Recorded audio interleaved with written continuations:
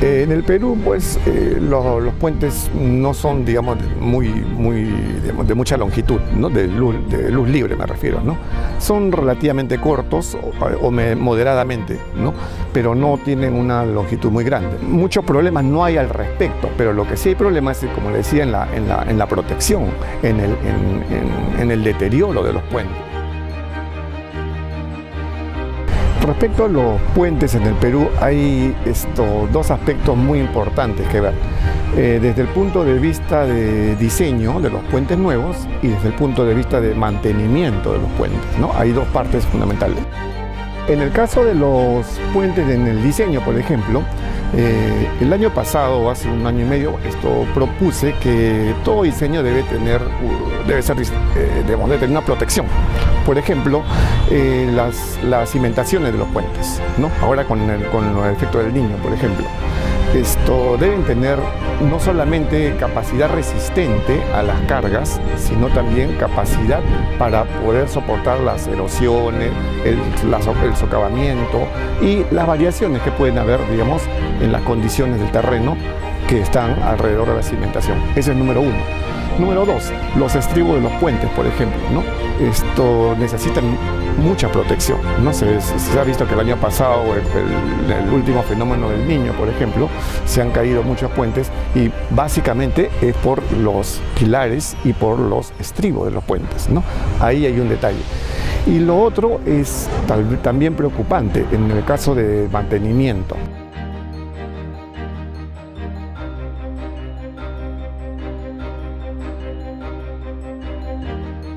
El detalle está en que, digamos, si usted revisa los procedimientos que se realiza para el mantenimiento, básicamente son de requisitos, de muchas cosas, técnicas, administrativas, más que nada.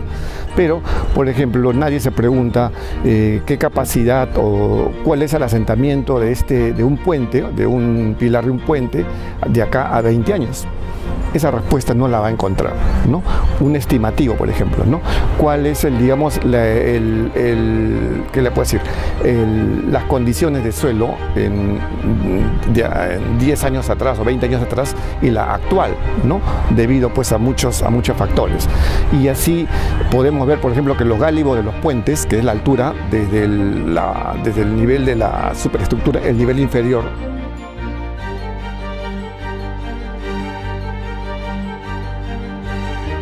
salgamos de la parte de cimentaciones, vayamos a la parte estructural. Muchas veces se hacen inspecciones oculares y en base a inspecciones oculares pues se hace, no sé, se determina pues ciertos criterios, cierta opinión para ver si el puente necesita mantenimiento o no. Y aún así tenemos que, por ejemplo, en el caso de grietas, por ejemplo, es muy difícil saber aquí en nuestro país digamos, el estado de las grietas y la razón por la cual. Decimos una grieta por flexión, una grieta por corte, una grieta por deterioro, etcétera, etcétera. Y a lo que nos basamos son a los ensayos de laboratorio, por ejemplo, ¿no? Dice, de material, este concreto resiste tanto, ¿no? Pero estructuralmente, ¿cuánto está resistiendo esa varilla de acero? ¿Cuánto está resistiendo ese concreto? Ahí es el detalle. Ahora los puentes pues se diseñan como mínimo para 50 años como mínimo y deberían diseñarse para más. Por lo menos yo calculo unos 80 años, un mínimo. Hay que subir el estándar, ¿no? Porque hay que también considerar las cargas, ¿no? Las cargas de hace 40, 45 años, ¿no? De los camiones que circulaban por el Perú. Era menor y en menor cantidad, y hoy día pues hay camiones de 50 toneladas. Hay muchos por todos lados, entonces han variado también las condiciones, ¿sí? Por ejemplo, si se quiere hacer una ampliación de un puente, como ahora se está buscando zonas para ampliar puentes, ¿no? Muchas zonas, ¿no?